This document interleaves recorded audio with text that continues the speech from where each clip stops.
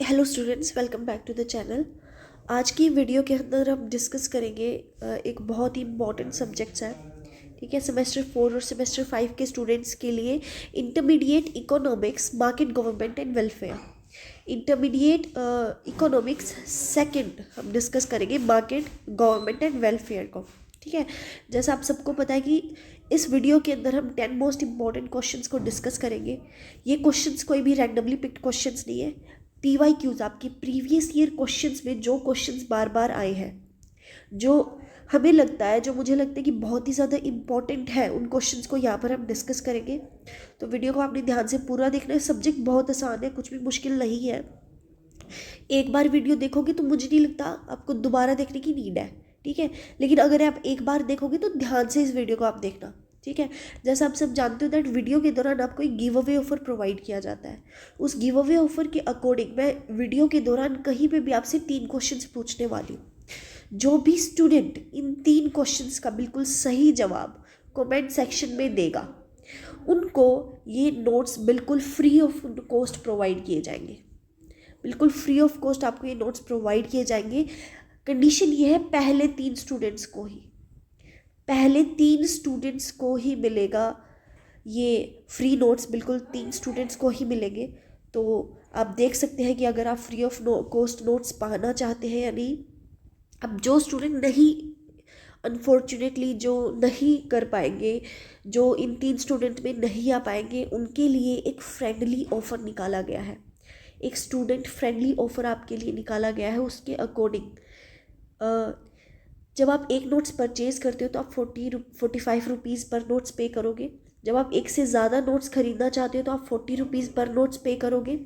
और अगर आप 6 से 7 सब्जेक्ट की नोट्स इकट्ठे लेना चाहते हैं तो 6 के लेंगे तो 5 का आप पे करेंगे, एक आपको फ्री ऑफ कॉस्ट मिलेगा। 7 लेते हैं तो 6 का आप पे करेंगे, एक आपको फ्री ऑफ कॉस्ट मिलेगा। ये कुछ आपके लिए कुछ ऑफर्स हैं। अभी बिना टाइम वेस्ट किए हुए हम शुरू करते हैं। Your first question is state and या wait a second, oh no. हाँ जी, so your first question is state and prove Walras law. Walras के निश्चय को स्पष्ट कीजिए एवं सिद्ध कीजिए। ठीक है, एक और चीज़ मैं आपको ऑलरेडी बता देती हूँ। देखो, क्वेश्चन अटेम्प्ट करने का ना एक तरीका होता है। मैंने बहुत सारे स्टूडेंट को देखा है कि जैसे एक क्वेश्चन पेपर है, उसके 2 पार्ट होते हैं मेनली। ठीक है, पार्ट ए 10 मार्क्स का होएगा, पार्ट बी जो है वो 20 मार्क्स का होता है। कुछ स्टूडेंट क्या करते हैं, पहले ए अटैम्प्ट करेंगे, फिर बी अटैम्प्ट करेंगे, फिर कंप्लेन करेंगे कि मैम हमें तो आंसर अच्छे से लिखने का टाइम ही नहीं मिला। टाइम कैसे मिलेगा, आप गलत वे पे अटैम्प्ट कर रहे हो।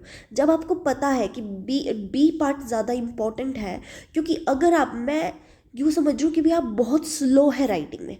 ठीक है, आप 3 घंटे में सिर्फ 3 ही क्वेश्चन अटैम्प्ट कर पाओगे, तो बी अटैम्प्ट करो ना, 60 मार्क्स तो आप ऑलरेडी अपने सिक्योर कर लोगे। ठीक है, अनफॉर्चुनेटली अगर आप अपना ए पार्ट रह भी जाते हो तो 30 नंबर का ही घाटा कर रहे हो आप। ठीक है, जो है आप अपना 60 मार्क्स तो ले ही लोगे। अब एक प्रॉपर तरीका क्या होता है, मैं कहती हूँ आप 2 घंटे अच्छे से, मुझे लगता है 2 घंटे मोर देन इनफ है। ठीक है, 3 क्वेश्चंस का आंसर लिखने के लिए जो 20 नंबर के हैं। 2 घंटे अगर आप बी पार्ट को दे रहे हो तो फिर भी आपके पास 1 घंटा बचा है। 10-10 नंबर के क्वेश्चन, 3 क्वेश्चन बहुत आसानी से अटैम्प्ट कर लोगे, कोई बड़ी बात नहीं है। ठीक है, एक और चीज़, एक देखो स्टूडेंट मतलब कि आंसर लिखने का ना एक फॉर्मेट होता है। कुछ स्टूडेंट को मैंने देखा है बहुत अच्छे से खिचड़ी बना के आते हैं, फिर कंप्लेन करते हैं कि मैम हमने तो इतना अच्छा आंसर लिखा था, हमारे तो इतने मार्क्स ही नहीं आए। क्यों आएंगे आपको मार्क्स? आप एक प्रॉपर तरीका होता है लिखने का। तरीका क्या कहता है भी, पहले आप ना इंट्रोडक्शन दो यानी कि परिचय दो। ठीक है, फिर आएगा आपका मेन बॉडी यानी कि मुख्य भाग, और फिर आता है आपका कंक्लूजन। ठीक है, तो जो विषय है, परिचय है या फिर इंट्रोडक्शन है, इसको ना आप एक पेज का लिखोगे। जैसे आपसे क्वेश्चन पूछा गया, state and prove Walras law. Walrus law को डिफाइन कर दो, किस लिए काम आता है, क्या इसका पर्पस होता है। जैसे आपसे क्वेश्चन पूछा गया ना, तो इंट्रोडक्शन के अंदर क्वेश्चन के आसपास का लिख सकते हो आप। ठीक है, आसपास, ऐसा नहीं कि बिल्कुल ही कुछ भी लिख के आ गए। इंट्रोडक्शन में आप जो है आपको क्वेश्चन रिलेटेड ही लिखना है, लेकिन आसपास का लिख सकते हो, कोई बड़ी बात नहीं है, ठीक है। कम से कम 1 पेज का लिख सकते हो, इतना मैं मान के चल रही हूँ। फिर आता है मेन बॉडी यानी कि मुख्य भाग। मुख्य भाग के अंदर आप क्या करोगे, स्ट्रिक्टली सवाल का जवाब दोगे। आपसे जो प्रश्न पूछा गया है आप उसका सीधा स्पष्ट शब्दों में आप उसका आंसर दोगे, ठीक है। तो ये मैं इतना तो आता ही होगा, 2 पेज तो भर ही दोगे, प्रॉपर आंसर लिखने में 2 पेज तो लग ही जाते हैं, राइट। फिर आता है कंक्लूजन यानी कि निष्कर्ष। निष्कर्ष के अंदर आपने पूरे सवाल के अंदर जो जो एक्सप्लेन किया है वो अच्छे से लिख दो। कंक्लूजन मैं कहती हूँ आप 1 पेज का तो लिख ही लोगे। यहाँ से क्या हुआ, 20 नंबर का क्वेश्चन है, 4 पेज आपने लिखे हैं, मोर देन इनफ है, 15+ डेफिनेटली स्कोर करोगे अगर अच्छे तरीके से आंसर लिखा है तो, ठीक है। ये उन लोगों के लिए भी है जिनको भाई मान लो कि आंसर के बारे में बहुत कम पता है, जिन्होंने अच्छे से नहीं पढ़ा, और ये उनके लिए भी है जिनको बहुत अच्छे से आता है। हाँ, जिनको आता है वो ऐसा कर सकते हैं कि ये जो पोर्शन है, मेन बॉडी का पोर्शन है, आप 3 से 4 पेजेस का लिख सकते हो, ठीक है। लेकिन मिनिमम तो भाई आपको 4 पेज तो लिखने चाहिए अगर आप अच्छे मार्क्स लाना चाहते हो तो, ठीक है। इतना इम्पोर्टेंट है। फिर 10 मार्क्स के क्वेश्चन को आप जो है 2 पेजेस में कंक्लूड कर सकते हो, ठीक है। 3 पेज मतलब कि 3 लिखना चाहो तो लिख दो, 2 इज़ इनफ। अब 10 मार्क्स के क्वेश्चन में इंट्रोडक्शन और कंक्लूजन नहीं लिखने बैठ जाना, ठीक है, वो इसके लिए नहीं होता। 10 मार्क्स के क्वेश्चन में सीधा सवाल का जवाब देना है। 20 मार्क्स का क्वेश्चन होता है जिसके अंदर इंट्रोडक्शन और कंक्लूजन लिखना होता है। क्यों लिखते हैं हम, ताकि आपके टीचर का फ़ायदा हो। मैं कहती हूँ आपका टीचर इंट्रोडक्शन और कंक्लूजन ऐसा हो, मतलब कि बहुत कम होता है दैट आपकी टीचर पढ़ता है, टीचर आपका मेन बॉडी पढ़ता है, ठीक है। मेन बॉडी आपने 2 पेज का लिखा और बहुत अच्छे से साफ साफ क्वेश्चन का आंसर लिखा है, मैं गारंटी लेके कहती हूँ आपके 15+ आप डेफिनेटली स्कोर करोगे, क्योंकि आपने बहुत अच्छे से क्वेश्चन का आंसर लिखा है, ठीक है। तो ये एक तरीका होता है। अब हम शुरू करते हैं, ठीक है। और एक और चीज़, इंट्रोडक्शन और कंक्लूजन, क्योंकि आप आंसर समझ के खुद भी लिख सकते हो तो इस चीज़ को मैं एक्सप्लेन नहीं करने वाली हूँ। हाँ, आप यहाँ पे PDF से आप आइडिया ले सकते हो कि कैसे इंट्रोडक्शन और कंक्लूजन लिखना होता है, ठीक है। बहुत इंपॉर्टेंट है ये भी। तो मेन बॉडी से शुरू करते हैं हम। Walrus law, meaning and statement, ठीक है, अर्थ एवं कथन। Walras law is a fundamental principle of general equilibrium theory given by Leon Walras. The algebraic sum of excess demands in all market of an economy is always equal to 0. ये क्या कहता है कि algebraic sum, जो भी excess demand है, excess demand यानी कि एक्सेस मटेरियल, एक्सेस प्रोडक्शन, यहाँ पे उन चीज़ों को डिफाइन किया गया है। तो जो भी एक्सेस डिमांड होती है मार्केट इकोनॉमी की अकॉर्डिंग, मार्केट इकोनॉमी को ध्यान में रखते हुए जो भी एक्सेस डिमांड होती है that is equal to 0 provided that all markets are taken together, ठीक है। हाँ जी, इसका अर्थ है, दिस मीन्स दैट यदि एक को छोड़कर सभी बाजार संतुलन में हो तो शेष बाजार भी अनिवार्य रूप में संतुलन में होता है। If all but one market are in equilibrium the remaining market must also be in equilibrium. ये क्या कह रहा है कि भाई इक्विलिब्रियम सबका सेम होना चाहिए, ठीक है। अगर एक है, अगर सब है तो जो बची है एक, उसको भी इक्विलिब्रियम में आना पड़ेगा, और अगर remaining market must also be in equilibrium. अब इसका प्रूफ क्या है, ठीक है, यानी कि नियम का प्रमाण क्या है, एक्सप्लेनेशन ऑफ प्रूफ यानी कि प्रमाण का व्याख्या। Consumers spend all there income on commodities. Consumers जो है, आपके कस्टमर जो है, वो अपनी सारी की सारी इनकम कमोडिटीज़ में यानी कि नेसेसरी चीज़ों के अंदर लगा देते हैं। नेसेसरी चीज़ें क्या हो, जैसे टिश्यू पेपर हो गया, आपके घर में टिश्यू पेपर इंपॉर्टेंट है, राइट। फूड हो गया, और भी अननेसेसरी चीज़ें होती हैं आज के टाइम पे, right. Income earned from selling goods is equal to total expenditure. जितनी भी इनकम वो अर्न करते हैं वो सारी की सारी स्पेंड कर देते हैं अपने टोटल एक्सपेंडिचर पे, यानी कि उनका जो घर खर्च होता है। Therefore total value of excess demand must be equal to total value of excess supply. यानी कि अगर डिमांड ज़्यादा बड़ी है तो सप्लाई भी तो बढ़ेगी ना, करेक्ट। हाँ जी, hence the sum of excess demand valued at market price is 0। क्यों 0 है, क्योंकि excess demand is equal to excess supply, thus Walras law is proved. इस प्रकार वॉलरस का नियम सिद्ध होता है. कोज थ्योरम यानी कि हाँ जी अर्थ और एवं व्याख्या. The cause theorem given by the Ronald Coase deals with the problem of externalities. Statement of Coase theorem: if property rights are clearly defined and transaction cost is zero, private bargaining will lead to an efficient outcome regardless of the initial allocation of property rights. Initially property rights जो भी थे उसका जो transaction है वो zero हो जाएगा और private bargaining will lead to an efficient outcome regardless of the initial allocation. ठीक है. या Coase theorem in case of externality, explanation in diagram. Externality refers to a situation where the action of one party affects the welfare of another party without compensation.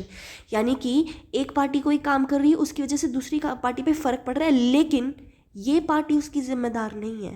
ठीक है. जैसे for example कि अगर जो हाँ जैसे आपने जैसे अमेज़ोन है. ठीक है. और फ्लिपकार्ट है. अमेज़ोन ने क्या किया, अमेज़ोन ने सोप का प्राइस जो है वो 50 रुपये से 100 रुपये नहीं सॉरी वेट अ सेकेंड 100 रुपये से 50 रुपये कर दिया. फ्लिपकार्ट क्या कर रहा है, फ्लिपकार्ट जो है 100 रुपये का सामान 100 में ही बेच रहा है. यहाँ पे क्या हुआ, फ्लिपकार्ट का नुकसान हुआ. इसने जो भी चेंज किया उसके ऊपर इसके ऊपर फ़र्क पड़ा लेकिन क्या अमेज़ोन इस चीज़ के लिए रिस्पॉन्सिबल है, नहीं है. तो this is what they are trying to say. Explanation यानी कि व्याख्या. Suppose a factory produces goods but creates pollution affecting nearby residents. एक फैक्ट्री जो है वो गुड्स तो बनाती है. ठीक है. वो गुड्स बना रही है बट आसपास का एरिया अफेक्ट कर रही है, गंद फैला रही है. If resident have the rights to clean air the factory may compensate them to allow production. अगर वहाँ के रहने वाले लोगों के पास अधिकार है, इस चीज़ का अधिकार है उन्हें साफ हवा का, तो वो केस कर सकते हैं और फैक्ट्री उस चीज़ पे कुछ नहीं कर सकती, उन्हें फिर उनको कॉम्पनसेट करना पड़ेगा. If the factory has a right to pollute, लेकिन अगर फैक्ट्री के पास हक है पोल्यूशन का या फिर वो कुछ पॉल्यूशन सर्टिफिकेट वगैरह भी होता है, अगर उनके पास ऐसी कोई चीज़ है, resident may pay the factory to reduce pollution. फिर रेजिडेंट्स को पे करना पड़ेगा कि भाई आप यहाँ पे गंद मत फैलाओ, आप कहीं और पे लेके जाओ इसको. In both cases bargaining leads to an efficient level of output. इन दोनों ही केस में एफिशिएंट लेवल ऑफ आउटपुट निकल के आता है. Diagram explanation. एक्स एक्सिस पे क्या करोगे आप, लेवल ऑफ आउटपुट रखोगे. वाई पे क्या करोगे आप, कॉस्ट ऑफ बेनिफिट लिखोगे, कॉस्ट एंड बेनिफिट. अब देखो एसएमसी यानी कि social marginal cost intersects marginal social benefit at efficient output. Bargaining leads to some efficient outcome shown in the diagram. Similarity between a Walras law and Coase theorem. दोनों बाजार की कुशलता पर बल देते हैं. Both emphasise market efficiency. दोनों से मार्केट एफिशिएंसी का पता लगता है. Both assume rational economic agents. Both highlight the self-adjusting mechanism of the market. Government intervention is not essential under ideal conditions. अगर conditions normal है तो गवर्नमेंट उस चीज़ में उनको जो है इंटरवीन नहीं कर सकती, बीच में नहीं आ सकती है. दूसरा सवाल क्या पूछता है, एक उदाहरण की सहायता से स्पष्ट कीजिए कि सुव्यवस्थित संपत्ति अधिकारों का आवंटन नकारात्मक उपभोग ब्राह्मण की समस्या को कैसे हल कर सकता है. Explain with the help of example how the assessment of well-defined property rights can solve the problem of negative consumption externality. Okay, contrast with the part of above that how imposing tax and imposing of property right help to achieve the Pareto efficient production. बहुत अच्छा सवाल है ये. Main body से start करेंगे. नकारात्मक उपभोग का अर्थ, meaning of negative consumption, externality. A negative consumption externality occurs when negative consumption कब होती है? The marginal social cost of consumption is greater than the marginal private cost. Consumption जो कॉस्ट है वो तो बहुत ज़्यादा है, लेकिन मार्जिनल प्राइवेट कॉस्ट बहुत कम है। ठीक है, उपभोग की सामाजिक सीमांत लागत निजी सीमांत लागत के से अधिक होता है। Consumers ignore the external cost imposed on others. External cost को जब बिल के अंदर शामिल ना किया जाए, over consumption of the taken good and smoking in public places cause health problems and discomfort to non-smokers. This is so true. एक बहुत ही आप सबको एक चीज़ पता होनी चाहिए। देखो, एक एल्कोहलिस्ट है, यानी कि जो पर्सन शराब पीता है वो खुद को नुकसान करेगा। This person is better than a smoker क्या करता है, ये कहीं पे भी अपना सिगरेट या फिर जो भी इसको करना होता है वो करेगा, लेकिन वहाँ से जो धुआं छोड़ेगा that is equally harmful for surrounding people. ठीक है, तो शराब अगर कोई पीता तो सिर्फ खुद का नुकसान करता है, लेकिन जब एक पर्सन सिगरेट या फिर ऐसी कोई स्मोकिंग चीज़ें लेता है तो वो अपने आसपास के लोगों का भी नुकसान कर रहा है। ठीक है, तो ऐसे लोगों को आपको बताना चाहिए दैट आप खुद का नुकसान नहीं कर रहे हो, आप हमारा भी नुकसान कर रहे हो, and you should stay away from such sort of people. And in case it's inevitable कि भाई आप नहीं कर सकते हैं, आप मान लो आपका कोई फैमिली मेम्बर ही है, then at least you should let them know कि आप ये जो कर रहे हो इसकी वजह से हमें भी नुकसान पहुंच रहा है। ठीक है, assessment of well defined property rights. According to Coase theorem, if property rights are clearly defined and transaction costs are negligible, then private bargaining between affected parties can lead to a Pareto efficient outcome irrespective of who initially owns the property rights. ठीक है, फ़र्क नहीं पड़ता कि initially property किसकी है, अगर property rights already defined है और ट्रांजैक्शन कॉस्ट नेग्लिजिबल है तो जो प्राइवेट बार्गेनिंग है दोनों पार्टीज़ के बीच में वो एक परफेक्टो मूवमेंट को डिफाइन करेगी। ठीक है, एग्जाम्पल से हम देखेंगे संपत्ति अधिकार समाधान के समझने का उदाहरण। दोनों व्यक्तियों पर विचार करें, कंसीडर टू इंडिविजुअल्स, एक स्मोकर है एक नॉन स्मोकर है। If the non smoker has a right to clean air, the smoker must compensate the non smoker to continue smoking. दो पर्सन है, ए है और बी है। ठीक है, ए स्मोक करता है, बी स्मोक नहीं करता है।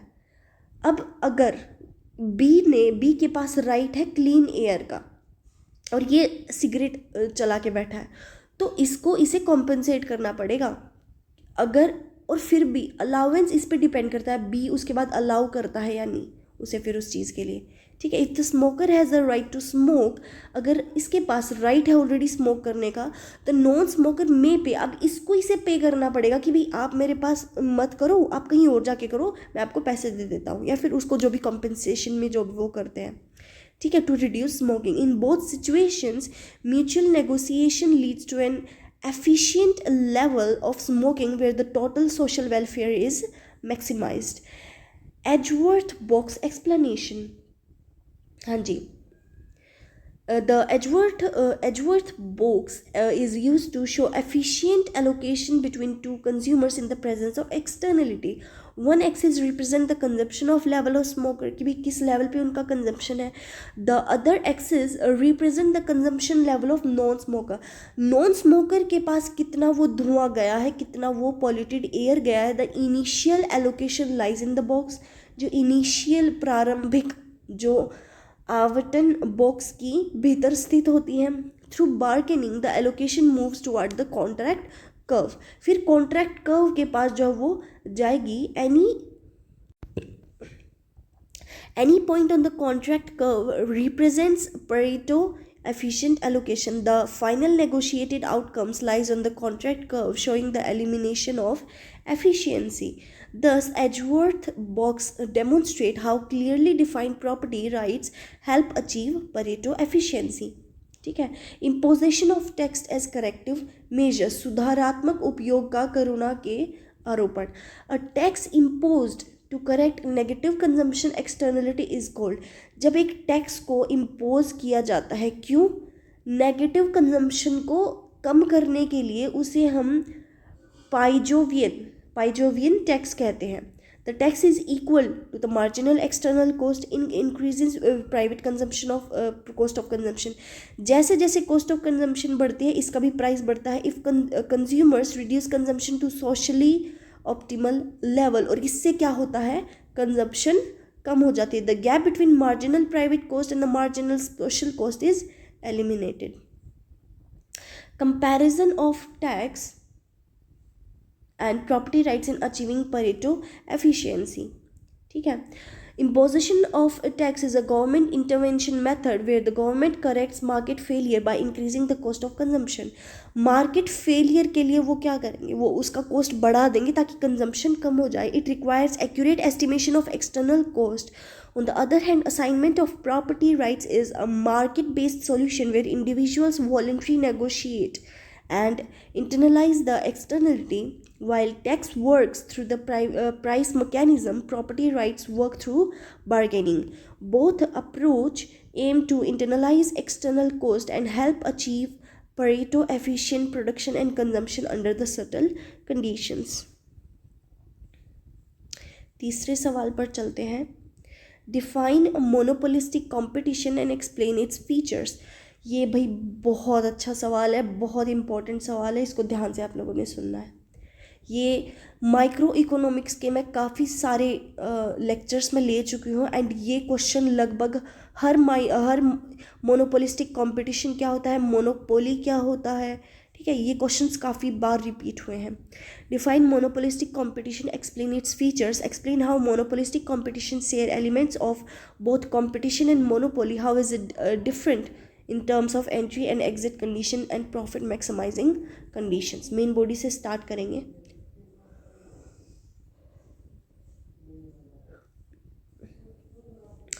Monopolistic competition refers to the market situation in which there are many sellers.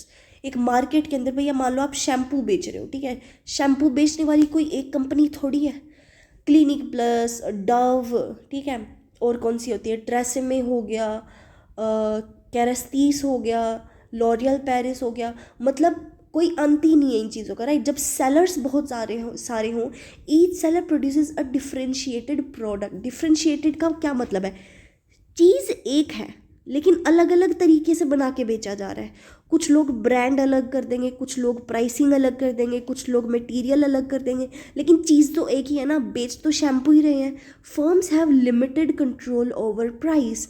Monopolistic competition के अंदर जो कंपनी प्रोडक्ट को बना रही है, ठीक है, नहीं, जो कंपनी प्रोडक्ट को सेल कर रही है उसके पास प्राइस का कंट्रोल नहीं होता है. अमेज़ॉन डिसाइड नहीं करेगा कि शैम्पू का क्या प्राइस रहेगा, वो लॉरियल पेरिस ब्रांड डिसाइड करेगा कि हमने शैम्पू का प्राइस क्या रखना है, ठीक है. Definition, monopolistic competition is a market structure where many firms sell products that are similar but not identical. चीज़ें तो सिमिलर है, शैम्पू है, दोनों ही शैम्पू हैं लेकिन एक जैसी नहीं है. Each firm acts as monopolist of its own product. हर फर्म अपने प्रोडक्ट का एक मोनोपोलिस्ट जो है बिहेवियर रखती है. फीचर्स ऑफ मोनोपोलिस्टिक कंपटीशन, यानी कि विक्रेताओं की बड़ी संख्या, लार्ज नंबर ऑफ सेलर्स. भाई सेलर्स बहुत ज़्यादा हैं, मतलब कि कमी ही नहीं है सेलर्स की.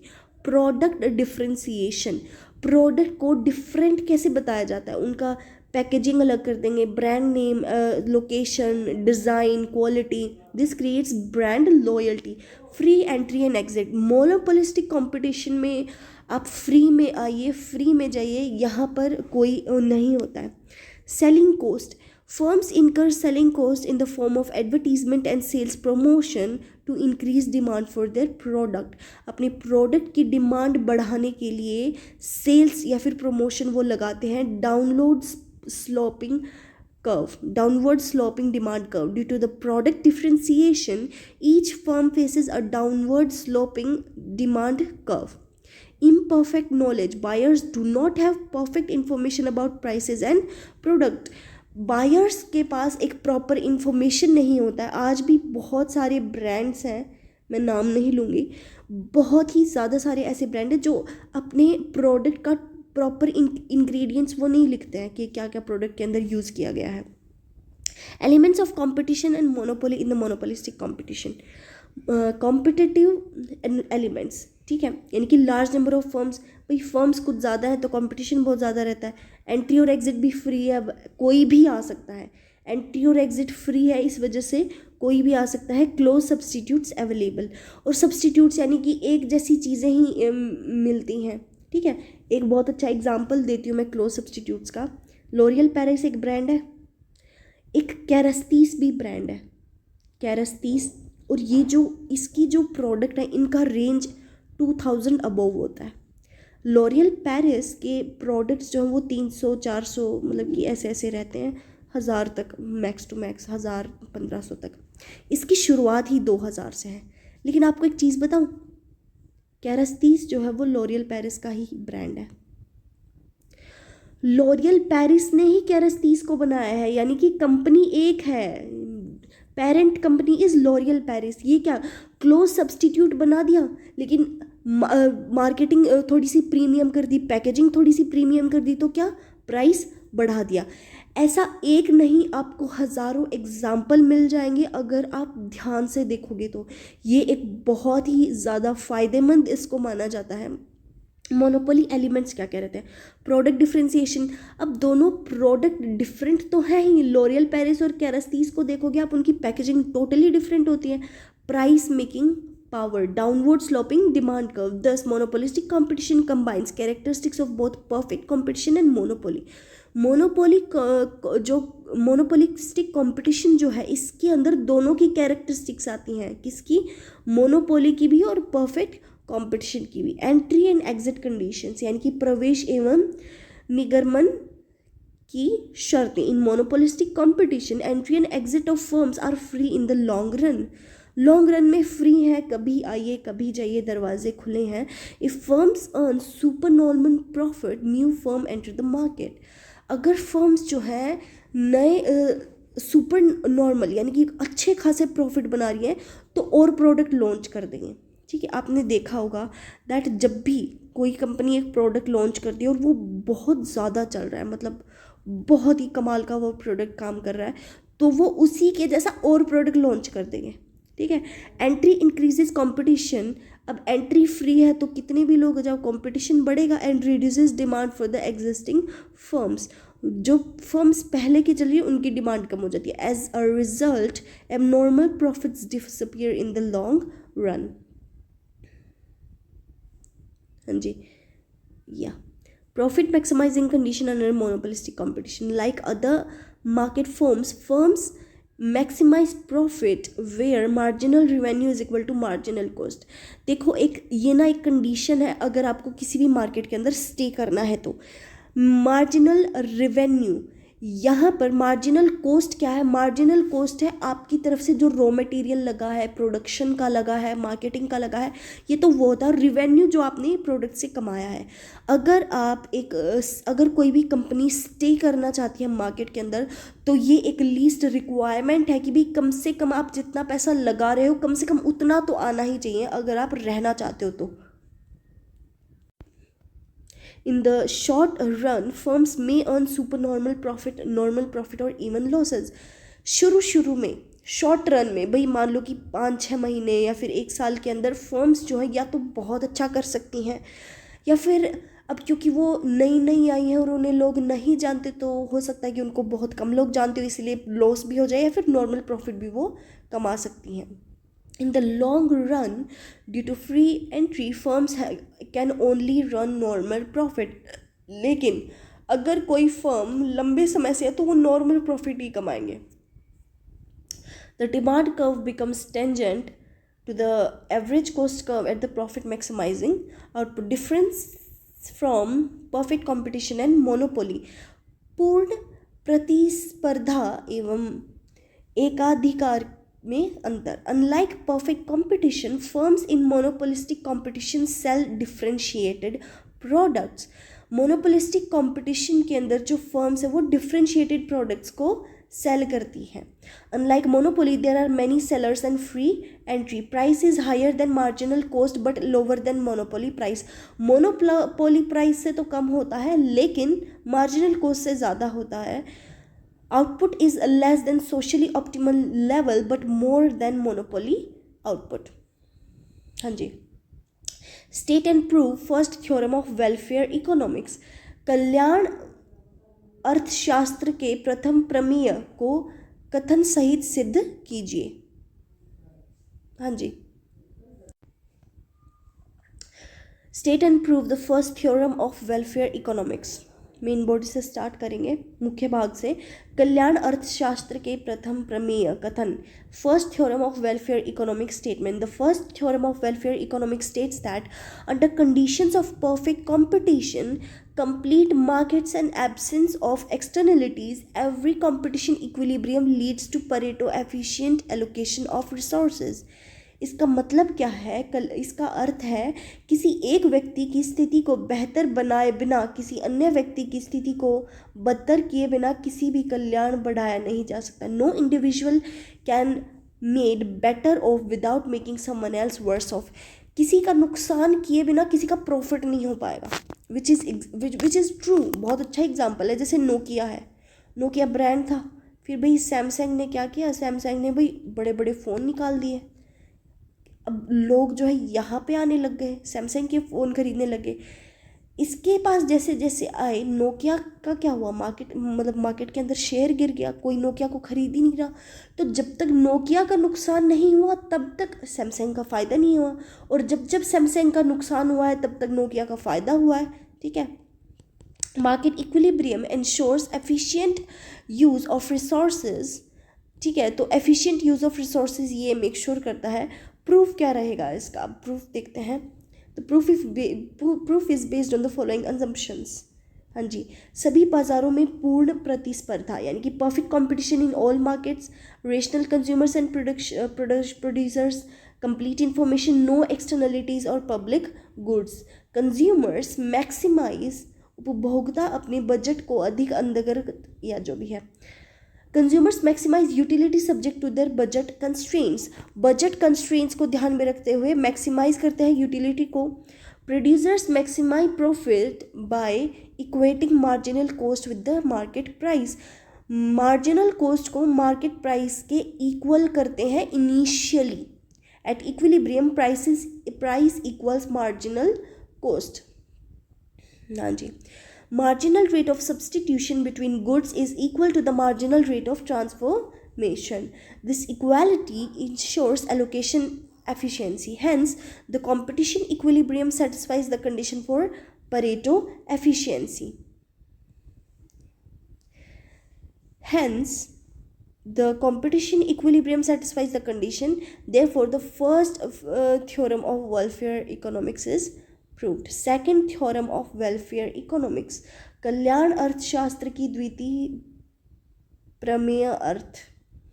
The second theorem of welfare economics states that any Pareto efficient allocation can be achieved as the competitive equilibrium through an appropriate redistribution of initial endowment proved market are competitive. ये क्या कहना चाहता है कि कोई भी Pareto efficient allocation है उसे अचीव किया जाता है कॉम्पिटिटिव इक्विलिब्रियम के according through an appreciative redistribution of initial endowment. Initially जो भी उनके पास एंडोवमेंट आया है उसको रीडिस्ट्रीब्यूट किया जाता है और वहाँ से जो है मोनोपोलिस्टिक कंपटीशन आता है। इन सिंपल वर्ड, सरल भाषा में समानता और कुशलता को अलग किया जाता है।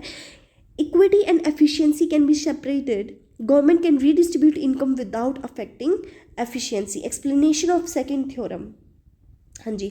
The government can change initial distribution of income through taxes and transfers.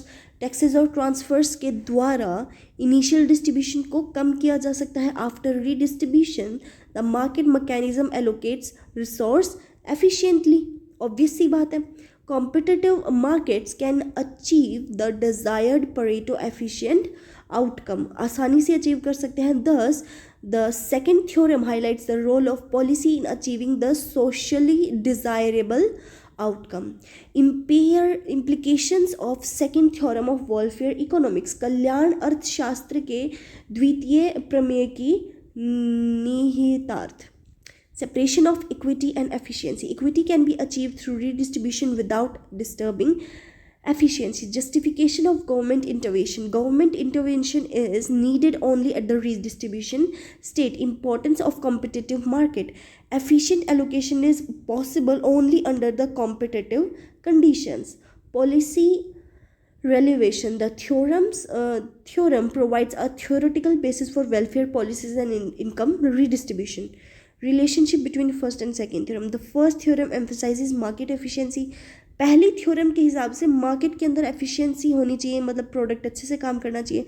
दूसरा कहता है कि रीडिस्ट्रीब्यूटिव जस्टिस होना चाहिए. Together they provide a complete framework of welfare economics. जो है दोनों मिलकर कल्याण अर्थशास्त्र का एक समग्र ढांचा प्रस्तुत करते हैं. पांचवा सवाल क्या कहता है?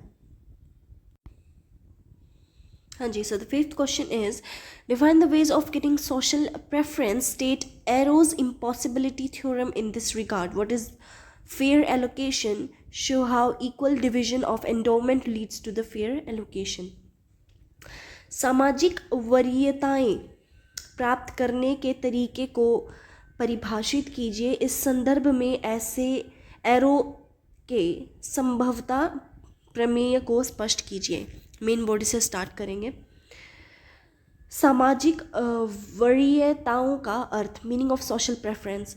Social preference refers to the collective ranking of alternatives based on the preference of individual in society. मतलब कि इंडिविजुअल्स को, मतलब जो इंडिविजुअल्स जिन चीज़ों को प्रेफर करते हैं उनका एक collective ranking. The objective is to reach social decisions reflect the individual choices in fair and consistent manners. आपने देखा होगा बहुत सारी रिसर्च की जाती है.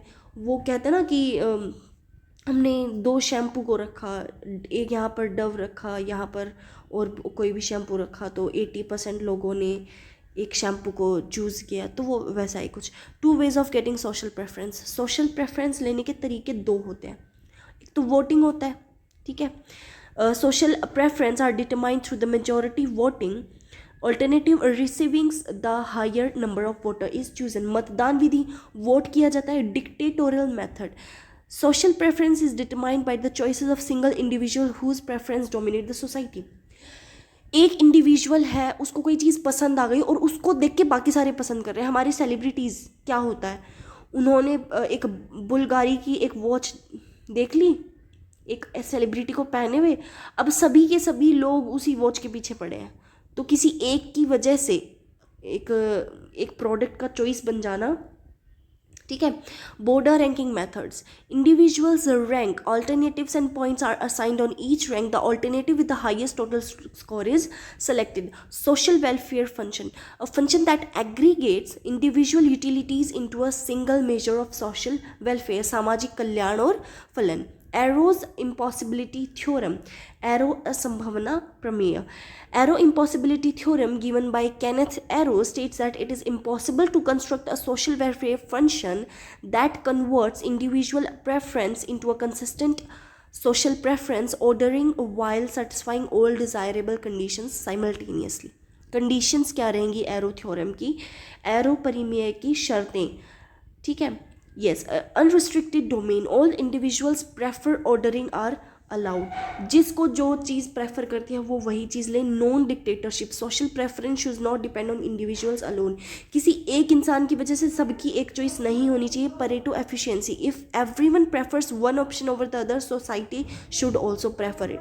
अगर सभी लोगों को एक पसंद आ रहा है, ठीक है, तो सोसाइटी को भी वो चीज़ प्रेफर करनी चाहिए. Independence of irrelevant alternative. Society choose between 2 option should depend on the individual preference over those 2 option. Transitivity यानी कि ये वाला. Social preference should be logically consistent. Arrow proved that no social decision making rule can satisfy all these conditions at the same time. किसी भी socially acceptable rule के लिए ये चीज़ें एक साथ होना ज़रूरी नहीं है. Meaning of fair allocation refers to the distribution of resources where each individual receives an equitable share. Equitable सबका शेयर होना चाहिए. No one envies another's allocation. कोई किसी के दूसरे एनवी नहीं करेगा. एनवी का मतलब होता है ईर्ष्या, यस ईर्ष्या। The allocation is Pareto efficient.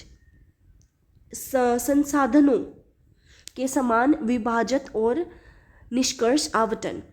Equal division of endowment means each individual is initially given the same quantity of resources. Explanation, व्याख्या हम देखेंगे यहाँ पे. When individuals start with equal endowment, no one feels disadvantaged. Through voluntary exchange, individuals can trade to improve their welfare. The fine allocation becomes Pareto efficient.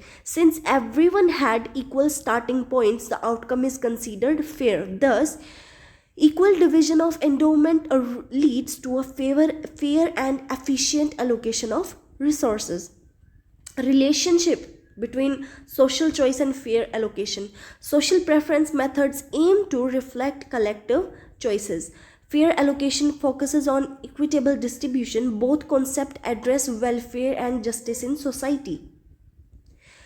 Welfare और society के अंदर justice लेके आते हैं दोनों के दोनों कॉन्सेप्ट. छठा सवाल क्या पूछता है? Steel firms produce pollution as a byproduct of steel which has negative impact on fishery industry. Formulate the case of negative production externality that the steel firm creates her fisheries. Steel production की वजह से pollution पानी के अंदर बहुत जाता है, जिससे फिशरी इंडस्ट्री यानी कि फिशेस को बहुत ज़्यादा नुकसान पहुंचता है. तो हमें एक केस बनाना है नेगेटिव प्रोडक्शन एक्सटर्नलिटी का, ठीक है, कि जो स्टील फर्म्स है वो फिशरीज़ को नुकसान पहुंचा रही हैं. Show how merger can provide a solution to achieve Pareto efficient production. हमें परेटो एफिशिएंट प्रोडक्शन में पहुंचना है मर्जर करके. मर्जर का मतलब क्या होता है? ये स्टील इंडस्ट्री है, ये फिशरी इंडस्ट्री है, ये दोनों एक दूसरे को फ़ायदा देने वाले फैक्टर्स को बीच में लाएंगे और जो चीज़ें नुकसान कर रही हैं उनका एक सॉल्यूशन निकालेंगे. If property rights are not defined, then output of economic interaction will involve inefficiently. Explain the above respect to tragedy of common with the help of an example. हाँ जी, ये आपका सवाल था. मुख्य भाग से शुरू करेंगे. Negative production externality. Steel firms and fishery industry. Negative क्या होगा? The production of one firm increases the cost of another firm. एक फर्म की प्रोडक्शन की वजह से दूसरे को बहुत ज़्यादा नुकसान हो रहा है, उनके लिए कॉस्ट बढ़ जा रही है. These cost are not reflected in the market price. Market price के अंदर इन चीज़ों को नहीं इंक्लूड किया जाता है. Example, a steel firms produces and release pollution waste into a nearby river. एक स्टील फर्म क्या कर रही है? ये इनसे जो भी मान लो कि यहाँ से जो भी पॉल्यूशन जो निकल रहा है वो क्या कर रही है? वो आसपास वाली रिवर में छोड़ दे रहे हैं. This pollution reduces fish population. Water aquatic life को बहुत ज़्यादा नुकसान पहुंचता है. इसकी वजह से fishery firms suffer losses in output and income. Here हाँ जी, उदाहरण हो चुका है यहाँ.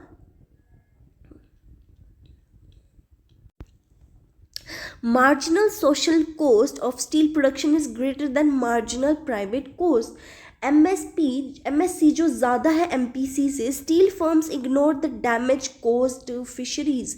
स्टील फर्म इग्नोर कर देती है उनका पॉल्यूशन क्या क्या नुकसान कर रहा है. As a result steel output is higher than socially optimal level. Socially optimal level पे स्टील प्रोडक्शन का प्राइस जो वो बहुत अच्छा जा रहा है, लेकिन फिशरीज़ को काफ़ी ज़्यादा नुकसान हो रहा है. Inefficiencies due to externality. The firm produces where MPC is equal to marginal benefit. Socially optimal output should be where MSC is equal to marginal benefit. ये MPC दिखा रहा है जबकि MSC equal to होना चाहिए marginal benefit के. Since MSC is higher than MPC, overproduction of steel takes place. Steel का overproduction होगा. This leads to Pareto inefficiency और इससे जो है Pareto inefficiency होगा. Merger as a solution of achieve Pareto efficiency. One way to internalize the externality is merger between steel firm and fishery industry. व्याख्या हम करेंगे.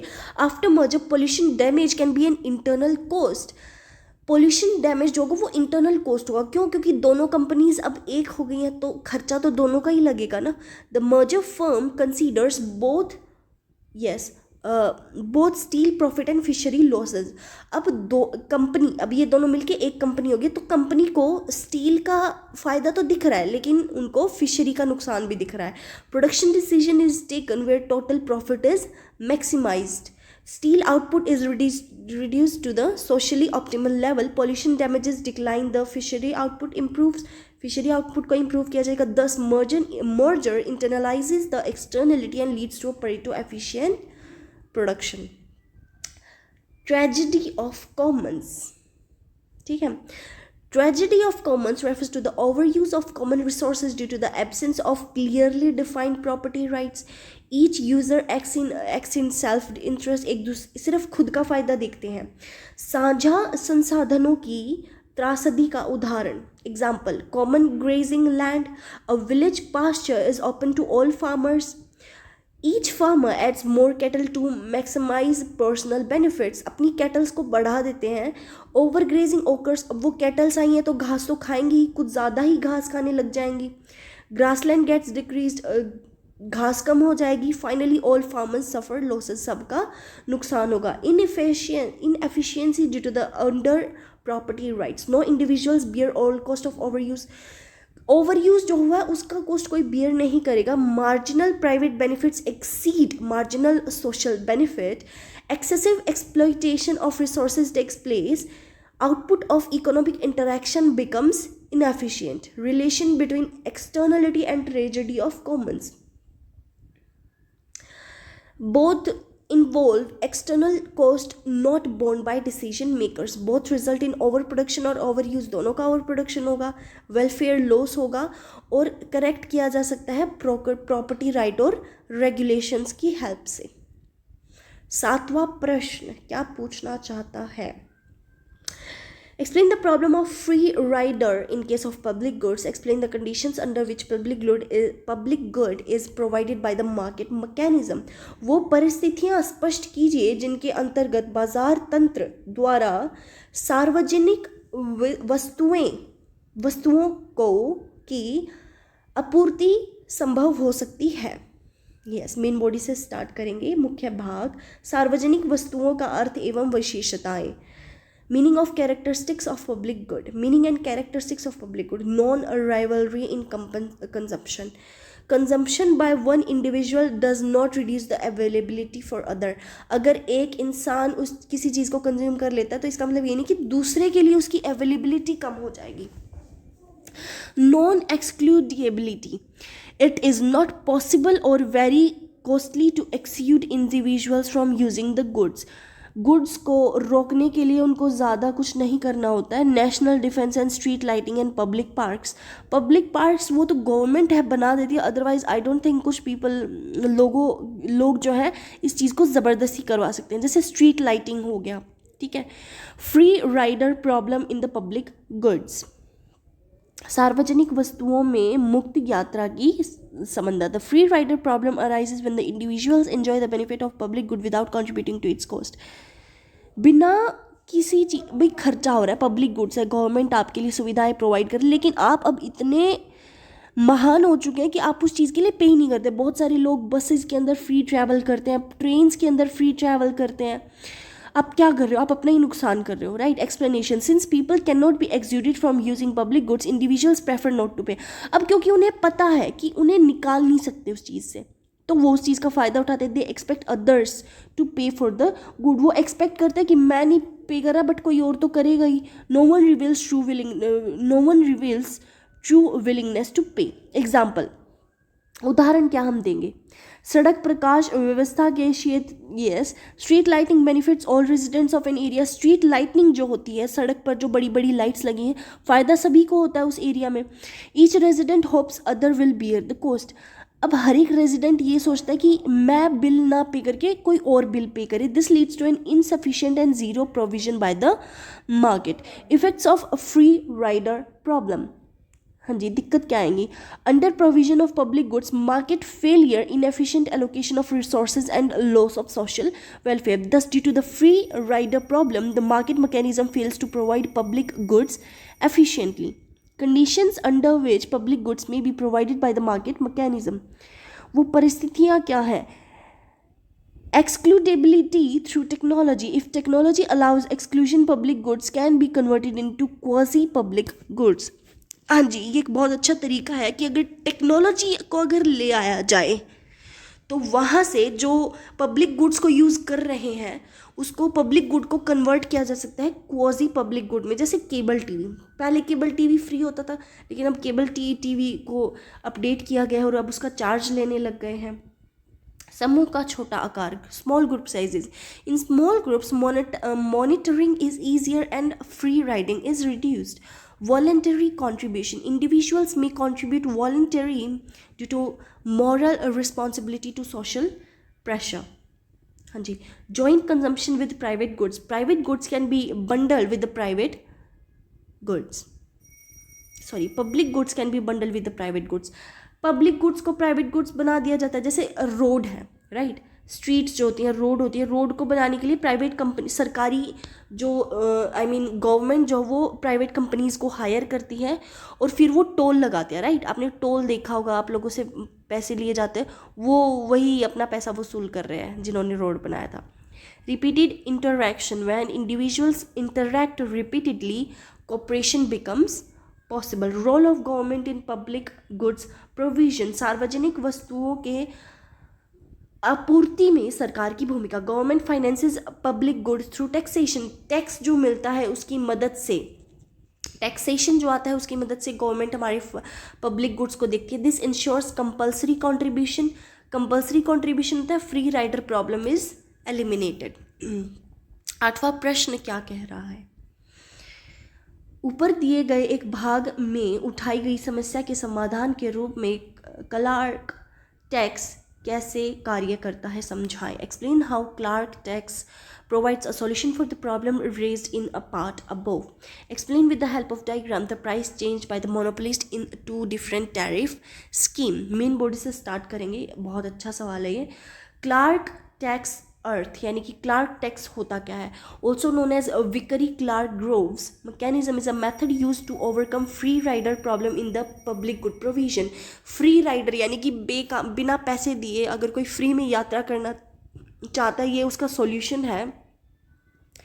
ये इस टैक्स सिस्टम को जो है डिज़ाइन किया गया है induce individuals to reveal their true preference पूछी जाती है इंडिविजुअल से, or achieve efficient provision of public goods. Problem raised in part A, free rider problem.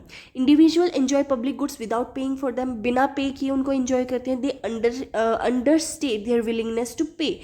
Market fails to provide the socially optimal level of public goods. आपने देखा होगा कि पैसे तो भरे ना भरे कितना ज़्यादा कचरा फैला के जाते हैं। It is really impossible to travel in trains. अगर आप उनके वॉशरूम्स की हालत देखते हैं, एंड पीपल आर लिटरली इतने डिस्कस्टिंग बिहेवियर करते हैं अगर उन्हें कोई फ्री की चीज़ मिल जाती है तो। आप कहीं पे भी देख लो, किसी भी पब्लिक सेक्टर को देख लो, ठीक है, हर जगह पे इतना ज़्यादा कचरा फैलाते हैं। आप सब क्या कर सकते हैं? The least you could do is, आप अब कभी भी आपके पास जो भी कचरा होता है आप उसे जेब में डालो। आपको आसपास कोई डस्टबिन दिखे, आप उस डस्टबिन में डालो। अदरवाइज़ आप अपने घर पे लेके जा सकते हो, राइट। आपके घर पे तो डेफिनेटली डस्टबिन होगा, घर के डस्टबिन में डालो। आपके पास बैग होता है, आप हमेशा कोई ना कोई चीज़ कैरी करते हो, ठीक है। And if you see somebody doing such sort of things, कि अगर कोई कचरा फैला रहा है, शेम देम। जब शर्म करवाओगे तभी आएगी ऐसे लोगों को, ठीक है। How Clark tax solves the free rider problem, कैसे सॉल्व करेगा? Individuals are asked to report their valuation for public good. Valuation करते हैं पब्लिक गुड्स की। Public good a provided if total report beneficials exceeds total cost. अगर public good जो total reported benefit है, अगर वो टोटल कॉस्ट से ज़्यादा निकल के आता है तभी उनको प्रोवाइड किया जाता है। And individual pay a tax only if report affects the financial decision.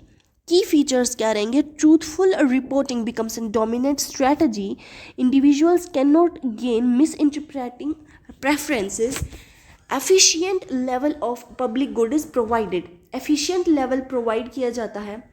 दस Clark tax elimination of free riding and lead to a Pareto efficient provision of public goods.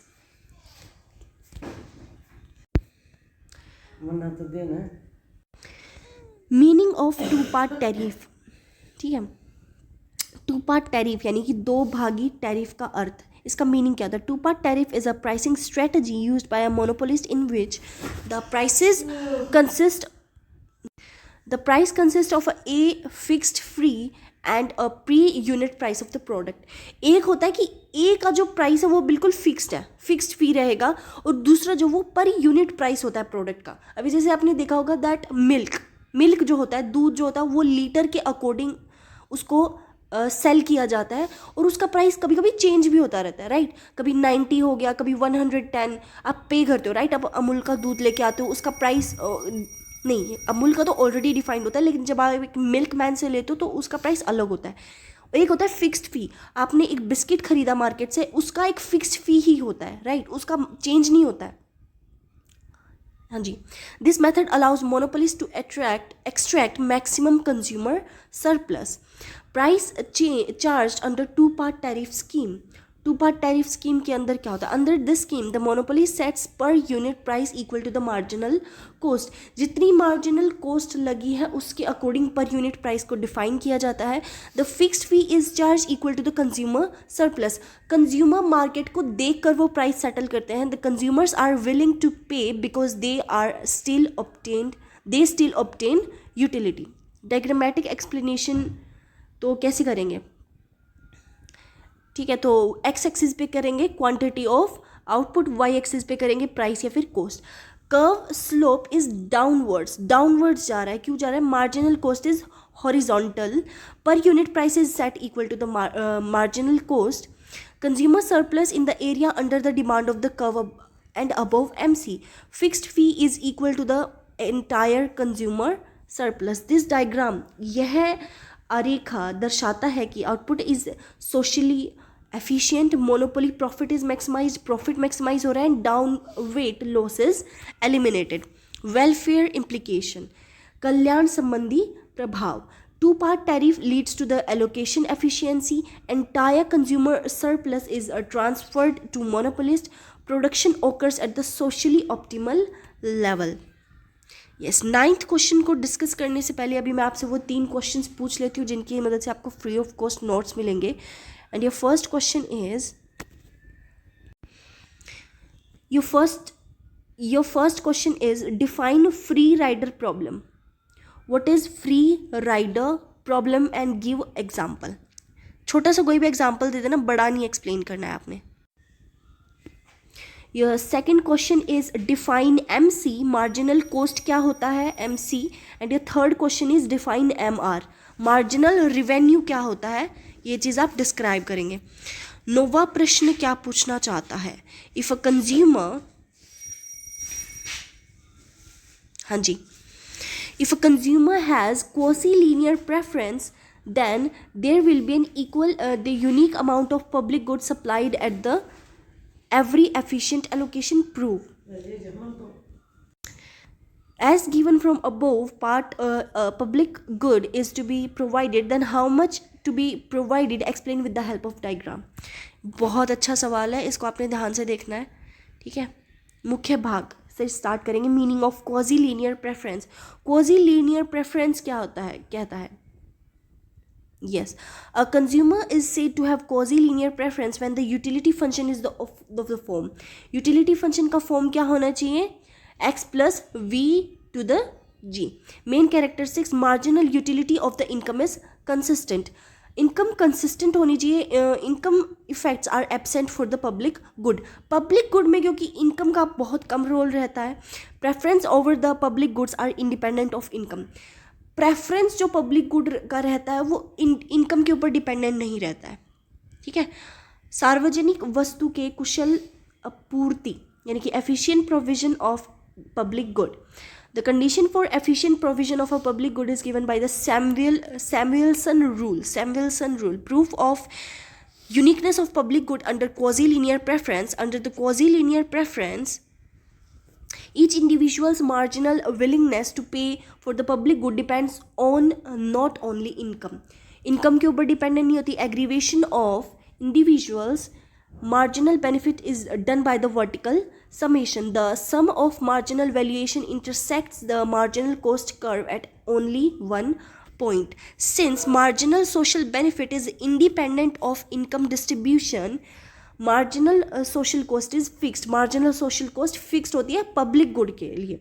Hence at the every Pareto efficient allocation the quantity of public good is supplied is unique. How much public good should be provided, कितना provide करना चाहिए. From part A, the efficient level of public good is determined where total marginal benefit equals total marginal cost. Benefit और cost equal होना चाहिए. The government should provide level of public good where social welfare is maximised, जिसकी वजह से social welfare पड़े. Diagrammatic explanation आप कैसे करोगे. एक्स एक्सिस पे आप क्या प्रोवाइड करोगे, quantity of public good, y axis पे प्राइस, ठीक है. और वो जो स्लोप जो रहेगा वो आपका कैसा रहेगा, हॉरिजॉन्टल रहेगा, ठीक है. हाँ जी. Importance of quasi linear preference, क्या प्रेफरेंस रहती है. Simplifies public good analysis, avoids income distribution problems, और पब्लिक डिस्ट्रीब्यूशन प्रॉब्लम्स नहीं रहती. Ensures unique efficient allocation, useful in mechanism design and welfare analysis. 10th question पूछता है, monopolist base a demand curve donated by DP, D of P, Y is equal to 2000 minus 100 P, where Y is the output, P is the price. The cost curve of monopolist is dependent. What will be the profit? तो फिर क्या करेंगे, हम क्या करेंगे, हमें क्या बताया गया था. तो डिमांड फंक्शन आप कैसे करेंगे, हमें ऑलरेडी वैल्यू दी गई है, ठीक है. तो Y इज इक्वल टू दे रखा है हमें. और कॉस्ट ऑफ फंक्शन कैसे निकालेंगे, 1000 plus 4Y. Inverse demand function आपका कैसा रहेगा, टोटल रिवेन्यू निकालो, फिर मार्जिनल रिवेन्यू, मार्जिनल कॉस्ट, और profit MR is equal to MC होना चाहिए, राइट. मार्जिनल कॉस्ट और मार्जिनल रिवेन्यू सेम होना चाहिए. यहाँ पर हम वैल्यूज़ रख देंगे और हमारा प्राइस इतना हो जाएगा 12 रुपये. That's it for today's video. All the best for ये एग्ज़ाम. बहुत ही आसान चैप्टर है. 10th क्वेश्चन थोड़ा सा ट्रिकी हो सकता है, तो ध्यान से आप इसको पढ़ लेना, ठीक है. All the best.